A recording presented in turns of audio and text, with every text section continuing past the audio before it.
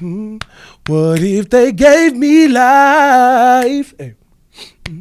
When I was fucking around in them streets, dog. What if someone took my life?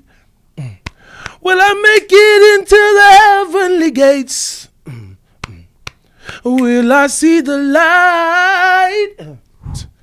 I know right from wrong, but I seem to have trouble doing right. Hey. Maybe I'm just tripping, y'all. It ain't that I can't stop, it's that I won't stop. I made a few plays off a flip, now I'm on top. I'm Southside Chief, homie. Yeah. What you know about it? Lake Street legend CEO, not the co-founder. What you wanna know about me? I'm so cursed up. I'm the last man standing, but I went first up.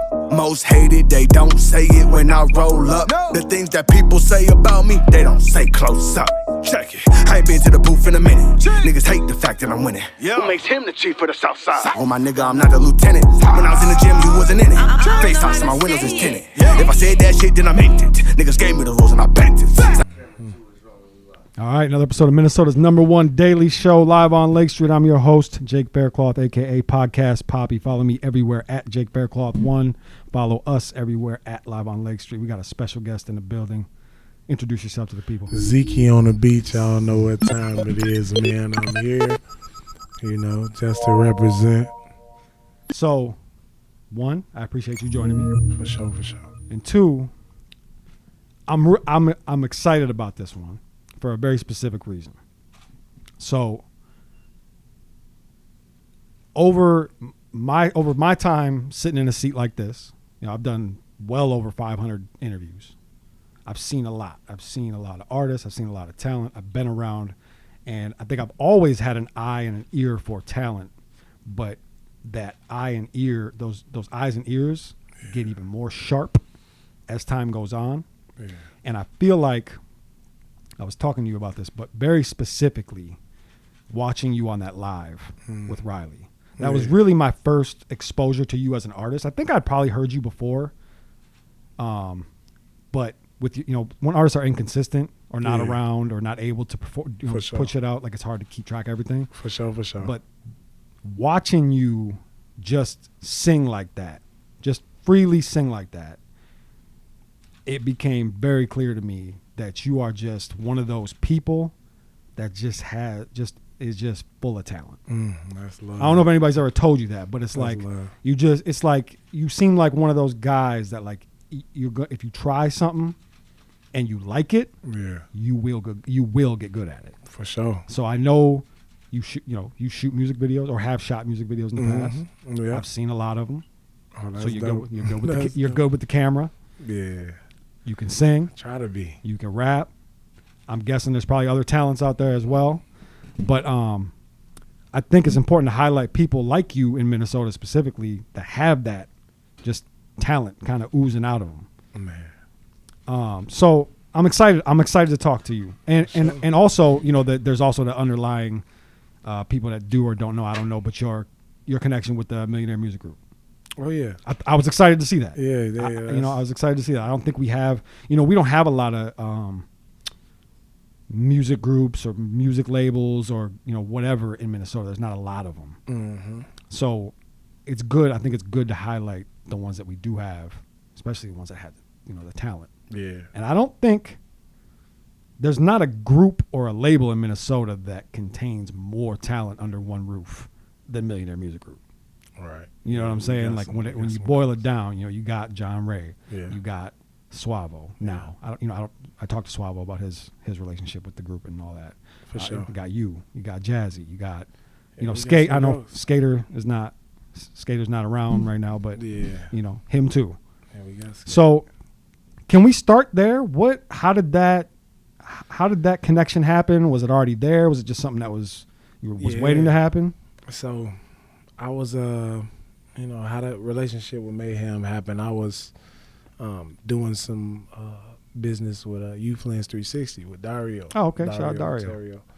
Dario Otero and Norman Westbury. I think I'm saying his last name right. I call him G Normo. Yeah, G Normo. He do like. So I'm doing business with them, and they like, man, we gotta, get you out there to the right people and showcase what you got going on. Yeah. And I'm like, all right. So they linked me with this lady named Kate, and she's A&R. And she's like, man, I heard your song, and I just loved it, and I loved it, and I loved it. And so she began sharing my information and things like that. And then Mayhem hit me up like, man, this is powerful. We need to get up. This is crazy, man. And I'm like, okay, let's do it. Let's see where it can go. You know what I'm saying? Like me, I always been a show me person. Show me what you're capable of, and then let's get it busting. But I had heard his name a lot ringing through the joint. When I was locked up in the joint, I heard a lot of people talk about Mayhem. Man, every time before I got a tablet or a TV, I was that cat who did the hard time. They called it hard time because I never got visits. I turned my visits down because I didn't like the trauma. You don't want people to see you in that state. Yeah. Right. So a lot of people let me use their tablets and whatnot, sneak them to me and let me listen to them for a couple hours. And Mayhem was all through their tablets. They had Mayhem songs. They had pictures with them. I was like, wow, that's dope. So I knew his name. His name rang bells from the joint. So when he linked up with me, I'm like, all right, man, I'm going to give you a chance, see what you're trying to do. He like, man, I got to, I'm sure you a star, man. We can get you there. So I'm like, all right, let's go. So here we are. Okay. Yeah, that's dope. And that's kind of his pitch anyways, right? Like, come over here and let me show you what I can do for you. That's what I've always heard from anybody that's worked with Mayhem is let me show you. Yeah. Let me show you what I can do. That's really dope. So how familiar were you with your, I guess we'll call them label mates? Suavo. Yeah. What was crazy was I had no understanding at any point in time that Suavo was dealing with Mayhem and MMG. I'm like, it was crazy because me and Suavo kind of linked through, I'm not sure if you heard of him, but he pretty big around the Twin Cities. His name Trey Wiggs, but he go by Wig Shot It. Yep, Wig Shot It Production. That's my dog, my bro. Me and Trey was chilling, and he was like, man, I got somebody you should meet. So him and Trey spent over to my crib, in St. Paul. And they, Trey be out here in the app. That's his playground. Yeah. So he came to the Paul, and Suavo was out in the Paul with me. So we out there, and we just started cooking, man. I made one beat. I used Cian Ducro, I believe is how you say his name. And I used one of his songs, I'll Be Waiting. Okay. And I sampled that joint down, and they hopped on it and ripped it up. And then he's like, man, I got this other song, man. He's like, man, I got so much stuff. So I was just telling me, like, man, I got so much stuff, man. We should just really link up, Zeaky. And so I kept cooking for him, I don't do that often. You know what I'm saying? And you got to have some smoke for me to be able to be like, all right, I'm going to take that time out and just cook for you, man. We going to work. We going to rock, So that's how I knew of Suavo. Another guy I would put in a similar category where it's like there's just something. It's clearly there's something about that guy. Like you can't obviously he's talented. He can rap, right? We know that. Yeah. But there's something else that's like you can envision him with the big dogs. For sure. Being worldwide, you know what I mean? See, Suavo ain't just no rapper though, man. That man is superhuman when it comes to his lyricism. Like if you sat and watched him you think you seen me freestyle. Yeah. Yeah.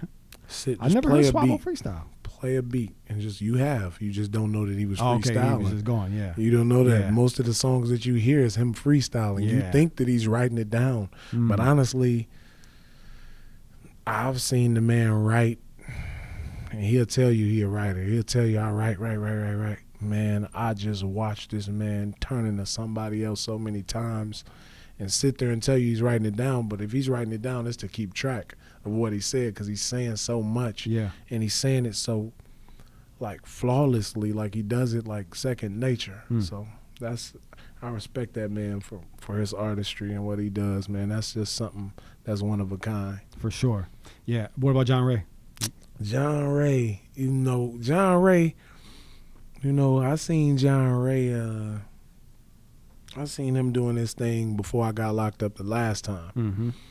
And he had that perk dick challenge going crazy. I'm gonna give you that perk dick. And I was like, yeah. I'm like, who is that? And they was like, John Ray. And I was like, man, John Ray, who is that? And I was trying to get up with him. I was trying to see what was to it, but I could never find a link to him. So, you know, before I really linked up with Mayhem, he's like, man, John Ray's in town. Won't you link up with him? John Ray came through the crib, you know, and then we did some work then. You know, I made him a beat on top of making the beat. We never finished the project with the beat. I had recorded one of his latest, I can't remember, man. I go through so many songs in a day, I can never remember a song, the name, the titles. But I know he just had one song recently drop on one of those live performance joints. Yeah, From the Block. Yeah, and I recorded the From the Block. I recorded the audio. I didn't know that. Yeah, a lot of people don't know. I recorded. So you recorded the Shake the City Up. Yeah, Shake the City Up. That's what it is. I recorded that. So I won't say it on the mic, but make sure you talk to Chief after this about that. He's got something interesting about that Shake the City Up. Ooh. Yeah. He might have said it on live earlier, but I don't remember, so I don't want to divulge. But okay, I got it. So I think, fuck that. Fuck this. This is live on Lake Street. Chief got a verse for that Shake the City Up. Ooh. And I've been telling Chief forever. Oh, my bad. I've been telling Chief forever that I think John Ray should do a verse on our original theme song, the Live on Lake Street theme song. John Ray would sound phenomenal on that beat. So I was thinking they should just do a swap. Right. Verse for verse. So now I said it on the mic. Now it's public. Now it's got to happen. It's got to happen. Now it's got to happen. It's got to. I got the files. Yeah. I got the files. Yeah, we need to see where they gonna make something happen because it will sound dope. Yeah. Now it wasn't no shade nowhere, was it on their side? I don't wanna. So no. I mean, you know, you probably know there's a little history. No, with I don't know. With Live on Lake Street and John Ray and Mayhem and all that. You know, Mayhem came up here and barked on me for a little while on the mic. And we've had some disagreements. There's some stuff. Okay. There's some stuff. There's a few things. Nothing crazy, but you know, there's a few things. But yeah, Chief shot John Ray's first video. I didn't know. Yeah, I mean that. they got a history. Matter of fact, I probably did. Yeah, he shot Northside Anthem. He shot Northside Anthem. Yeah, I did know that. I did know that. Yeah, man. So yeah, there's a lot of history there. Yeah. You know, and I got, you know, in my career, I got a lot of history with Mayhem too. Yeah. I've sat down with Mayhem, I think 4 times, interviewed him 4 times. So yeah, that's crazy. But yeah, there's a lot, there's a lot, man. There's a lot. But I would love, I think them to doing a verse swap would be fire. Y'all would really shake the city up. Yes, that would really I think it should. I think it should happen. Yeah. I think he should really hop on. I think Chief should hop on that with John Ray because for many reasons. But it would be something that'll stir up some trouble, and I'm down to be a part of it. Yeah. That's what makes this shit fun, man. That's what makes this shit fun. I love, you know, the controversy and the, you know, whatever, the beef or whatever you want to call it. Like, this shit it's supposed to be fun. I feel like people lose sight of that and turn it into some too much real shit. And man, this is supposed to be the entertainment industry. And that's what I'm saying. It's supposed to be the entertainment industry. And I want to say for a fact, while I'm on camera and on the mic, that a lot of this pettiness going around in Minnesota with all of these artists thinking they better than everybody else, it got to stop because ain't nobody hit that level yet. I ain't seen a Chris Brown come up out of here. I ain't seen on the producer side, I ain't seen nobody even close to what's the Quincy Jones come up out of here, and that's who I'm trying to be compared to. You feel what I'm saying? Yeah. I ain't even seen a Zaytoven come up out of here yet. I mean, Cardo? Who? Cardo. Cardo got wings. Cardo, who is that? Cardo got wings? Oh, he's major. I ain't never heard of him. Produces for Drake, produces for, I mean, he's produced for all. Is he undercover producer? Is his tag on there? Yeah, I think so. He got a tag? Mm-hmm. I got to hear his tag. I might know who he is, but I don't know. He's from I know tags, you know. He's from St. Paul. We got Try Bishop. Yeah, Bishop. I know what we know. Of course Bishop. you know Bishop Bishop. done does. Yeah. That's my dog. So I mean, yeah, we got some dogs out here for sure. Okay. We do. But yeah, you're right. I mean, no, But Quincy, no, not Those people though that you speaking on, yeah, The reason I don't know them is because they don't toot their horns. They handle their business and they do what producers. We ain't talking about the producers. They do what they do, but it's more so the artists who brag and boast, and it's mainly the female artists coming out of Minnesota. Honestly, bro, they all trash. I mean, I don't know too many good ones. There's a few of them that's good. Who's the good ones? Man, look, come on now. Listen to me, man. Yeah, come on listen now. to me. Here you go. We're getting in trouble Here today. you go. It's a few good. It's a few good rappers here. Who you like? Let's put it that way. On the female who side, you like? that rap in Minnesota. Mm-hmm. SK, by the way, is decent. She's decent. She's okay. She's decent. I mean, and I'm saying decent because she got a lot that if she just let me work on it with her, like I feel like I could change a lot of people. That's your bat signal. Yeah, I feel like bat signal. Yeah, I feel like okay. I could work a lot of these people in Minnesota a lot harder because they don't put no effort into their music. They do everything that everybody else is doing, and then they act like it's gonna do something. I can make that type of music in my sleep, and I barely even do anything. I barely put music out. I don't have to because I'm great at making music. I can sing you a song right now that I wrote in prison years ago that would be probably a hit on the radio if marketed the right way and if I produced it the right way. But most of the songs that I have written in prison or have written at all, I didn't write to a beat. I wrote it in my head and then put it on paper, but nobody wants to. I need a beat. So Zeaky, come give me a beat. They want me to come give them a beat, and they think they're the next best thing, but they really be ass. Like I made beats for SK, but I won't sell. I probably won't even sell you a beat. I'll curve you and won't even answer your call if you trash, because then that's bad reputation for my quality and my performance. And I believe in great art, and I know what great musical art sounds like, and some of it can be very bad, and I don't support that at all. Yeah, I mean, I agree with you on some level. The one thing I'll say about the competition is, one, we do need healthy competition. It is necessary, but I do think that sometimes we get too wrapped up in the crown of Minnesota. Exactly. Which I get.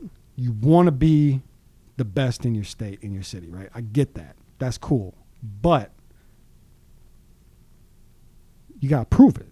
Right. So instead of, you can make your little statuses, type your little posts, all that is great. Yeah. That's cool. Come on here. Come on Live on Lake Street. Pop your shit. Right. But then you got to go do something about it. You got to prove it. And I feel like that's where what you're talking about, that's where we lack is a lot of people say, I'm the best.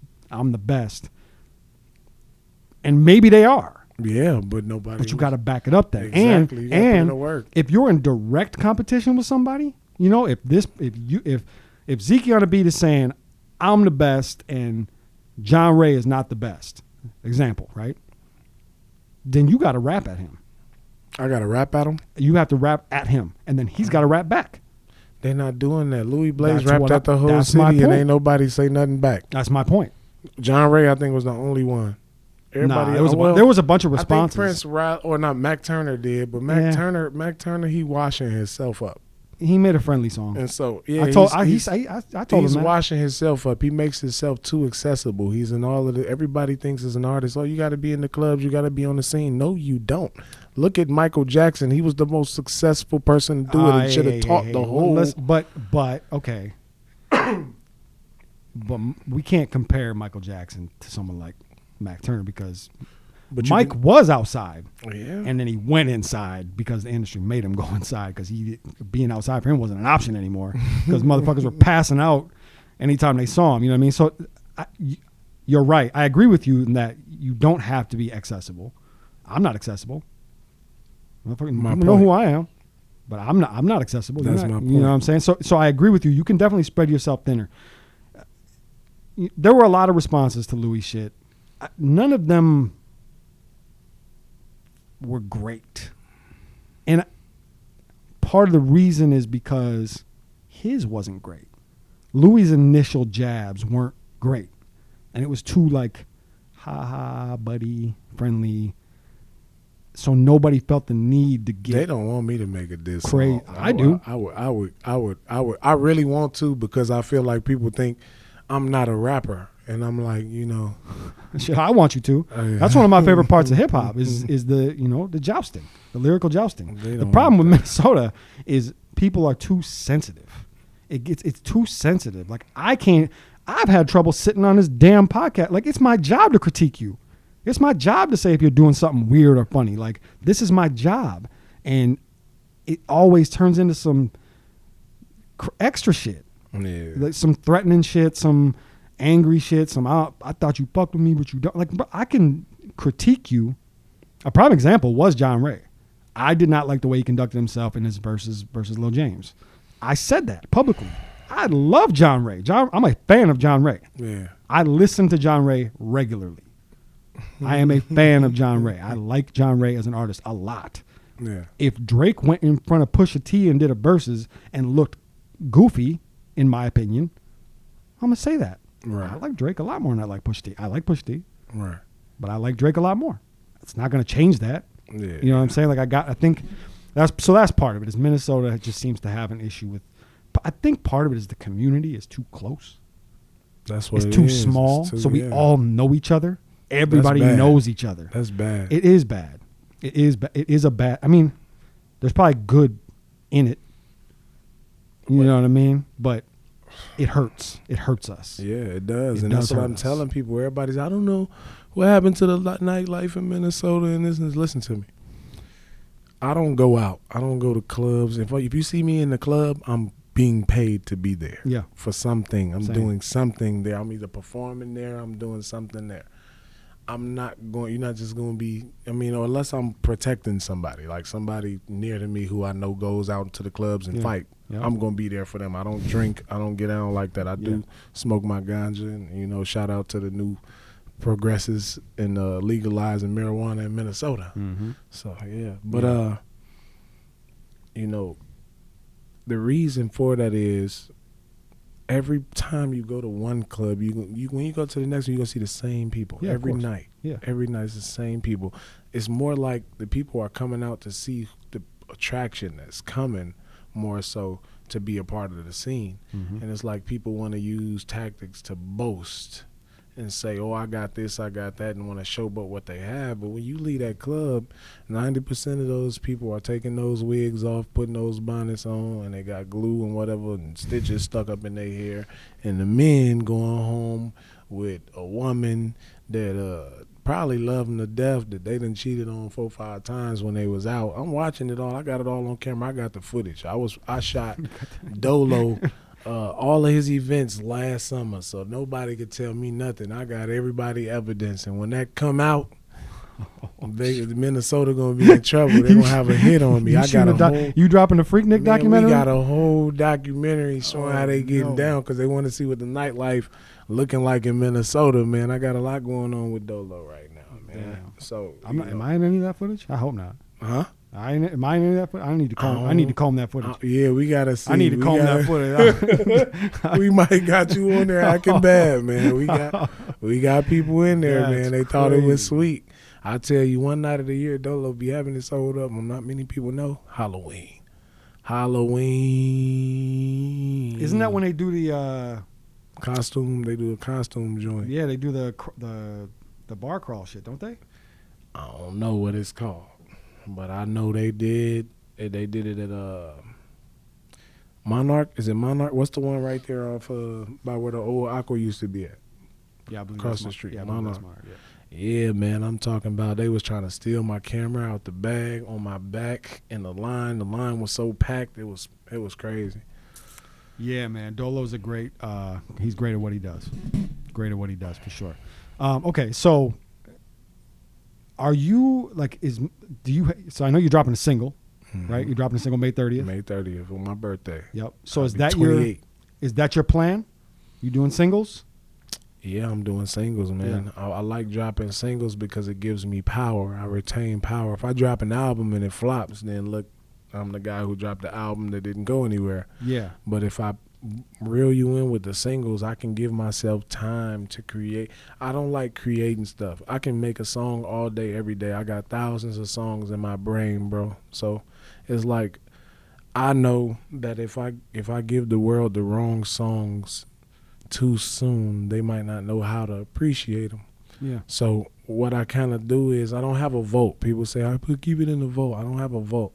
I just have a catalog that I cipher through, you know, and it sounds like the same thing, but it's different. A catalog and a vote is different. A vote you keeping for yourself, and it's just like a vote. Having a vote in your house with your money, you're gonna keep your money to stack and stack and stack. Yep. I'm not stacking.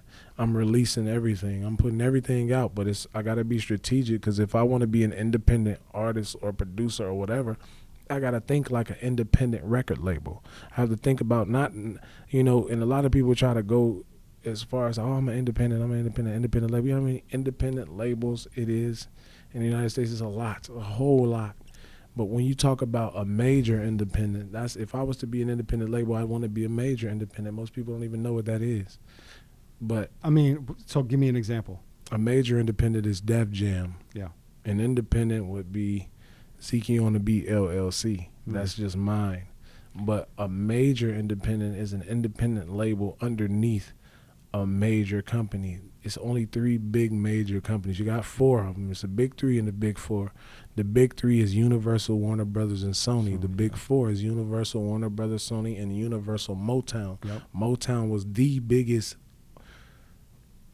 A lot of people would just say black-owned, the biggest black-owned record label in history. But no, it's not. It was the biggest record label in history. Yep. Period. Yep. Before Universal, Warner, and Sony came around. Mm-hmm. That's why Universal bought them out. Universal and Warner were strictly music, and Sony was product, but was strictly electronics, and Sony was electronic products, but they had like the TV system sold up, Warner and Universal. But then when they all started buying into the record industry, and a lot of people don't know why, they bought into the record industry because of black people. So I can't remember his name, but I read it in this book called The History of Hip Hop. You guys should check it out. I read it being locked up. Yeah. It was this guy a long time ago in the 50s who was a disc jockey and wanted to play black people music. He wanted to play R&B. I know who you're talking about, and I know his name, but it is absolutely escaping me right now. Right. The man, he couldn't play black people music, so he said, I'm going to hit y'all with this new rock and make roll. a movie about him? I'm not sure. Is that the one where I think Don Cheadle played him? No, this guy here is white. This guy here is white, and he created the term rock and roll. But the reason he created the term rock and roll, and this is why I tell black people, you know, and the people who say they love music, that they need to do their research. That didn't come from white people. It didn't come from white Rock and roll? At all. No music did. Not exactly. But rock and roll, the term that they abuse now for their music and their sales when they classify their genre as rock and roll. Yep. But rock and roll is really the correct term for R&B, because they couldn't play R&B. They couldn't play black music, soul music on the radio. They had to introduce it as rock and roll, and he made it so they do that, because his bosses kept telling him, no, you're not going to play that nigga music. You're not going to play that music. You're not going to play that music. He said, man, forget that. I got you. And so he introduced some rock and roll, and it was a black person, and kept going, and everybody was jigging and loved it, and that's how it happened. Then you took the disc jockeys in New York. It's one big famous one, man. I can't think of his name, but he's the first dude to ever spin a record the way he did it with the mixer. And he wasn't accurate, but it sounded good. Anybody will tell you right now it was a Jamaican guy who started spinning records. No, it was a Jamaican guy who got real good at spinning records. Like me, I'm a Jamaican guy. But he got real good at spinning the records. But this one guy, I can't remember his name, but he was the first dude to ever do it. And he did it in a club called like 30, something crazy. It was a crazy kind of club they had back in the day, but it was like almost like that 50-50 club stuff. Yep. But it was like that back in the day. And he it was did it on accident? He did it on accident because something broke or something, and he needed to mix it was something crazy he needed to do. Yeah. And he created what he called the term the breaks. Yeah. He would only spin the breaks, and people were like, what is the breaks? What is the breaks? And is where the term breakdancing come from. Do you know what breakdancing is and why it's called breakdancing? I mean, no. Right. It's called breakdancing because when you would hear a lot of James Brown music, you would hear boom dum chum boom boom Oh, break. That's the right. break. Yeah, That's the break. So yeah. that's what they're spinning. Yep. And so that's what the people would dance on. But then you had that clever young fella that came down the road and started to These are the breaks. Rap on the break. Yeah. You know, so when you had those guys rapping on the breaks and you had Sugar Hill and all of them bringing up this hip hop thing and all of that, man, it's crazy. And, you know, I feel like if people knew where all of this stuff came from, they wouldn't be so thirsty to just put music out, bro. They wouldn't be so thirsty to just. So you feel like it's a little disrespectful? Yeah, you feel like, who am I to drop an album? I'm not even ready for that. I agree with that whole heart. Like, look, as a consumer, the artists that I like here in Minnesota that are not known on a national level, I want them to drop an album because I like their music. I want to listen to 16 songs. Right. But I know professionally it makes 0 sense. Mm-hmm. And you know, obviously, as a producer, it makes, I mean, for what? I can't pay to market an album. Right. If I have on an album, you have multiple singles. Yep. So I'd have to have a video. Yep. I'd have to have people running the streets, getting the word out. People pay for all of this stuff. Yes. They don't just pay for social media marketing. Yep. They don't just, people say, I can go on Google ads or I can go on Facebook ads.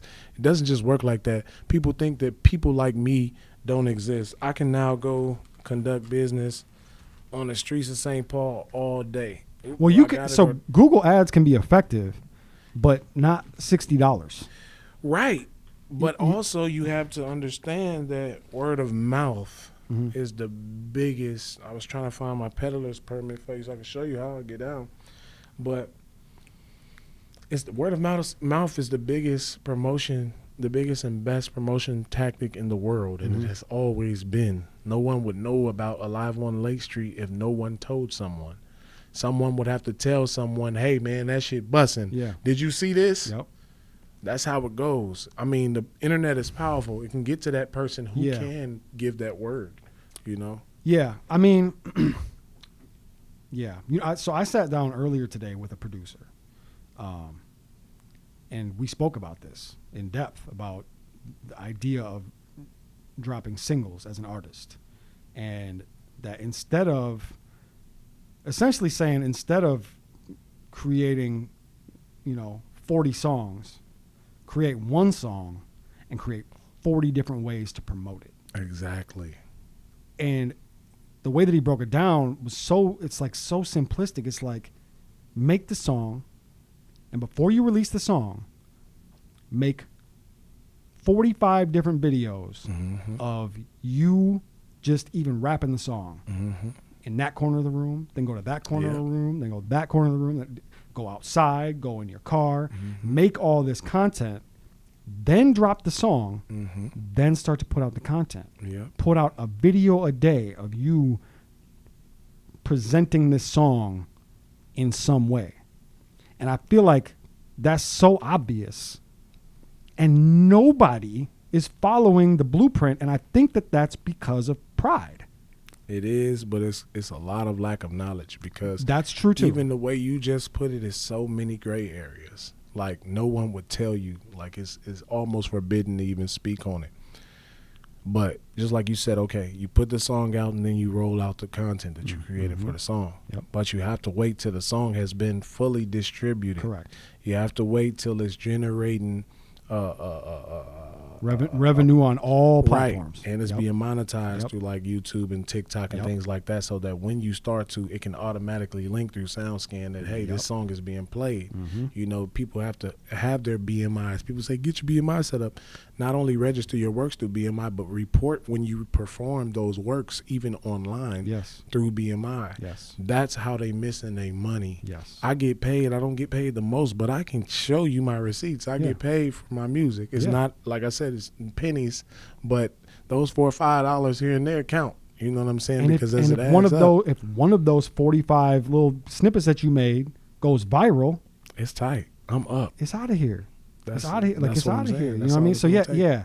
And you're right. There is gray area, but it's not a lot of gray area. I don't think there's a lot of gray area. I think it is really just as simple as doing that. Just do that, and find different ways to make the video. To put the lyrics on the screen, have the captions. Choose one video, have a young lady in the video with you dancing. Bro, it's so easy now. People want to do the challenges, right? Yeah. You can't just expect a bunch of people to take part in your challenge. Go find people. Right. Or while you taking your money and you invested it in Google ads and all of that stuff, go find the influencers on TikTok and Instagram and pay them to do the challenge. Yeah. And there you have it. It's that simple. Come here and do a booth performance. It's that simple. Yeah. It's that simple. So I'm saying, like, it's so many ways, bro, to just, like, I don't even market my music online primarily. A lot of people don't even hear about me from online. Mm-hmm. They hear about me from other people and then find me online. Yeah. But that's because God gave me a gift a long time ago to be able to just talk to people, without overwhelming them. Sometimes now I'm getting carried away with how I speak, but I feel like it's not enough time for me to tell people what I got to tell them right now. And so I try to tell them in my music, but a lot of people not listening. And, my generation is about to suffer a lot. So I'm trying to get them to understand that, bro, what you about to go through is going to be so heavy you're not even going to know how to understand it. The stress that's about to come over your life because of the recession that you feel is about to happen. It's already happened, bro. It's so much. They boosted minimum wage in Minnesota from $13 to $19, meaning milk's going to go up, gas is going to go up, everything is going to go up. What happened to that person that's unemployed and has 9 felonies like myself and can't get a job? If he ain't got the hustle that I got to keep going and do things on my own and start his own business, he's going to fail. And so you're concerned about the youth, the people, the generation. I would say the generation behind you. Yeah. Because I think you're the generation behind me. Yeah. I think. I'm old. What's your age? I'm 38. Well, yeah, I'm 28. I'll be 28. So you're I'm not. 30. You might even be a generation behind that then, depending on how you look at it. Yeah. Right. Yeah. But your concern. So your concern is for the 18 to 25-year-olds. And what is it like? What is it that you, aside from what you just stated, which is a real thing, and it's something that I think most people just ignore that because it's easier. Because what are you going to do about it? You know what I mean? Like, and I understand that. It's like, inflation. You know what I mean? It's kind of like complaining about the price of gas. It's like, look, you can either pay the price or you can't, or don't drive. So what my solution is to help people pay the price. Okay. Because if you're not trying to figure out some way, they putting perimeters up, man, on people being able to work. I know because I suffer from it every single day. Yeah. I filled out I don't know how many applications in the last 30 days and haven't gotten a job. And that's not just because I need the money, but because I want to motivate people to do it, because everybody say they have a reason for everything and why they can't. And I'm showing you that through all I'm going through, if I can get that application, even one approval, that should be enough motivation for somebody who doesn't have a felony, who's just out here being lazy. They want to run the streets. They want to gangbang. They want to steal cars. They want to do this. They want to do that. I'm trying to keep them away from those situations, out of those situations, so they're not they're not impoverished over time. They got some sort of security, because the time is coming where they're going to need it, because I needed it. When I got out the joint, I didn't have it. I didn't go back home. My home in Chicago, Illinois. I didn't go back home. I stayed here to build my life, to build, my wealth and everything that I need to grow so that I can do things like get my daughter and do things like, you know what I'm saying? Yeah. Just grow and have a great life. But in order to do that, and a lot of people want it. They want this flashy life. They're buying all these clothes and chains they can't afford. Yeah, and it's not reality. You're getting tricked. You're getting tricked. I mean, everybody is bamboozle.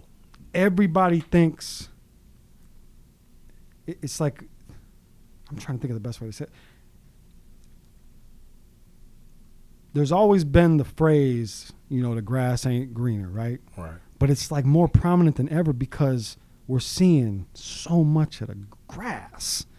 They're showing so much of that grass on the other side of the fence, and that grass is fake. That grass ain't real over there. That grass is turf. I'm trying to tell them. You know what I mean? And it's like, bro, I think the worst part about it to me is, let's just stay in the realms of hip hop, right? These rappers that y'all think are rich, most of them are not rich. They are not. There is probably 3 rappers in the world that are making real money off of streaming. Exactly. Maybe 5. Maybe. And, you know, it's Drake, it's Cole, and it's Kendrick. That DJ Khaled's a rapper too. Yeah, but Khaled don't even count because he's doing split shares with all the artists on his damn albums and the producers. But he count because his share is big. My point is his money. That's not where his money's coming from. You know what I mean? And we saw it firsthand, like when the pandemic hit, right? Mm-hmm. How many people did we see posting on the internet about, oh, so and so hit me up in the DMs. They want to work. Yeah. No, bro, they want to swindle you out of $500 because they can't tour, so they can't make money. Right. Like that's the part that people don't understand. And I've said it a bunch of times on this platform. These rappers are tricking you. They're tricking you. They're not really rich. Not only are they not rich, but they're probably struggling because they were rich and now they can't maintain that lifestyle because the money is not there anymore. See, and that's what I try to show people with my artistry and my creativity and what I do as a producer and an artist. Yeah. You know, I got super hard days, and people hate on me. It's a lot of people in the city hating on me right now. They watching this interview hating on me, talking crazy. What's the hate for? Cause I went to prison. Mm-hmm. I was down for the most time out of all my guys, and I came home got straight to it. Mm-hmm. They gonna say, oh, he had help there. Listen, I did the work. I did all the work. Ain't nobody make them beats. Everybody think, oh, Zeke, plug me with a beat. You want me to send you a beat. You want me to plug you with a beat. And when I give you my price, you can't pay the price that I'm giving you to own something that's yours, that's of today's quality. Yeah. I'm ahead of my time with what I do. A service that you're providing. Right. A service your that craft. I'm providing. My craft. Yes. That took me, 17 years. Mm-hmm. It took me 17 years to create that beat. Yeah. Now. It will take 17. Not 17 minutes, not 30 minutes, not 45 minutes, not however long you saw me making that beat, but however long it took me to get the knowledge to make that beat in 30 minutes. You're talking about equity. Blood, sweat, and tear equity, yes. And and not to take it off of you, but it's the exact same way that I feel. Mm-hmm. I put in my 10,000 hours doing this. I know how to sit here and talk into a mic. I know how to sit here and have a conversation with you. And I'm going to give you the best possible interview that I can give you. For sure. Why shouldn't I be paid for that? Exactly. Am I not providing a service for you? You know, and and I'm only saying that to say it because truthfully, I'm not being paid for this. I'm not making a living off of this. Right. Chief ain't making a living off of this. Right, but you adding value to the craft. And we're trying to build something here. Right. And yes, I would love for us to get to the point where we're making enough money off of sponsors and commercials and all types of shit where we can offer this platform to every single person for no charge, but just because they're talented. People need to understand that, you know, with that.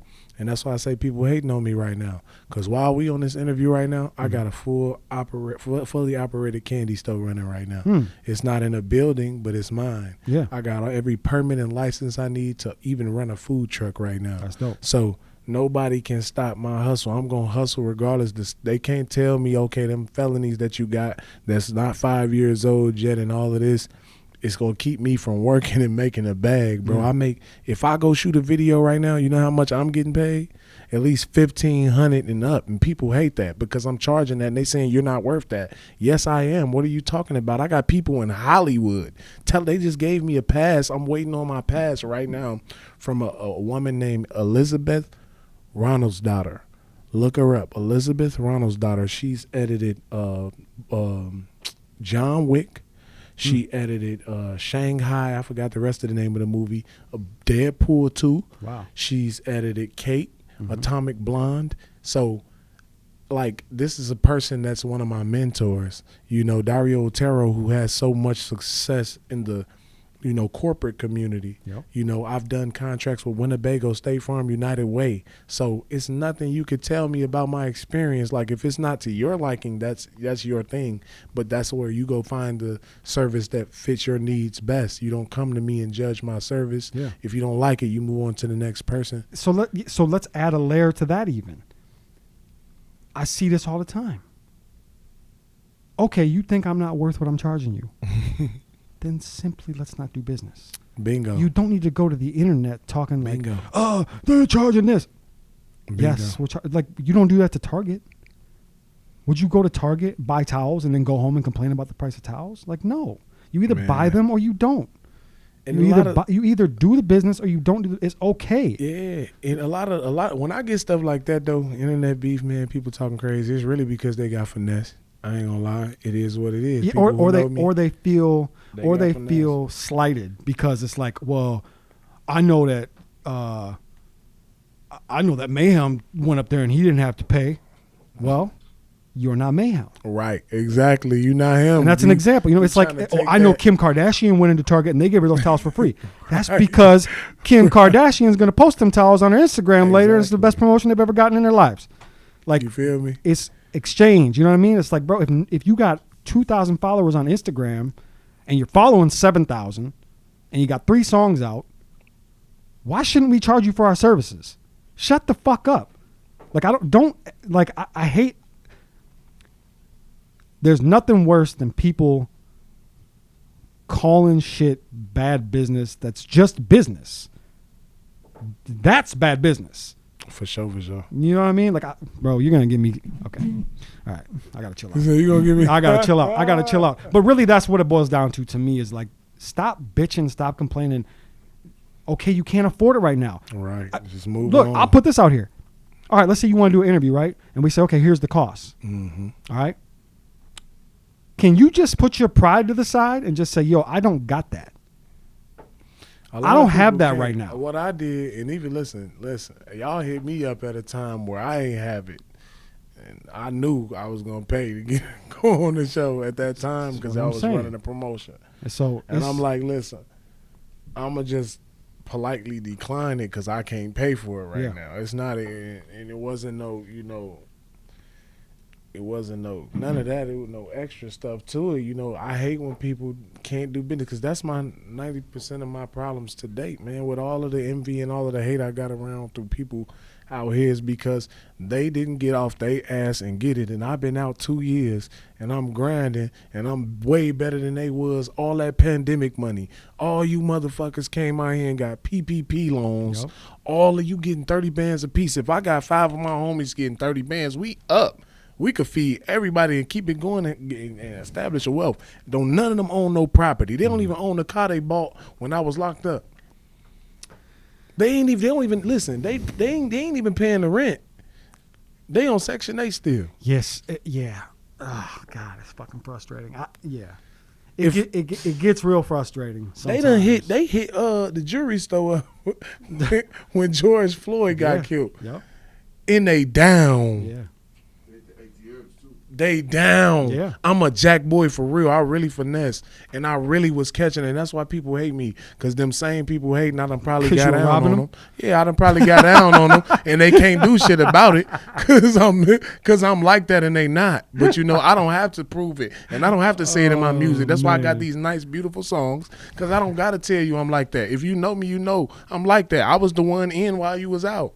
And I don't care about going in. You scared of them cold cuts at Ramsey County? Please don't go back in. And okay? I'm just saying. Stay out. Still, don't go back in. Stay out this time. Stay with us. I directed that to a few people personally. I just don't like saying names. But a lot of people really be out here scared and acting like they really with that, and they not with none of that. They homies is. I'm really like that. You know what I'm saying? And they know that. My everything vouch for that. I believe you. I believe you. And I ain't on that though. I'm on trying to save the people who like that, because there's some people out here with real anger problems and don't know how to handle them. They got real problems. Like, bro, I had a problem when I was younger. I don't know how much time we got. We got to wrap soon, but you can give me this last piece. But I had, growing up, where everything I wanted that I didn't want to stress my mom out to give me, I got on my own. You know, my mama was a hustler. I never seen a bad day. Even when we was homeless, I never seen a bad day because my mama was a grinder. But what I was lacking was her comfort. Like, she didn't know how to comfort because she was too busy working. Mm-hmm. You know what I'm saying? So all the comfort I wanted was the little stuff that I wanted that I didn't want to bug her to get because she was doing so much else. So you just go get it yourself. So I remember I went on a bike stealing spree and I stole like 27 bikes in Elgin, Illinois, man. And they came and got my little dumb ass. 28. Huh? I got you beat. I took 28. You say that again? I took 28. I took 28. You told her? Listen, hey, look. It was something crazy, but now check the flip. Right now, to this day, I'm selling motorized bikes that I'm building and painting from my hands to the youth so they don't have to go steal them. You know what I'm saying? They can ride them for free as long as they know what they're doing, and I'm teaching them the right way, and they listening and learning. They're getting good grades in school. They can come to me and hop on them bikes for free. They don't need to pay me nothing. But if they want to buy them, I'm selling them for affordable price. Right now, I got a bike that if you buy it and assemble it right now, it's like $1,200 with shipping. But if you buy it from me, it's $800. So, you know, I'm doing stuff like that right now. Dope. You know. But that's full circle right there. For sure. You got it in you? You want to give me a little acapella? A little something? Yeah. I wrote something in the joint, man. Just to give you about like the stuff, how timeless it could be. Is I say, let me see if I remember this song. I got so many up here from the joint, man. I say, I say,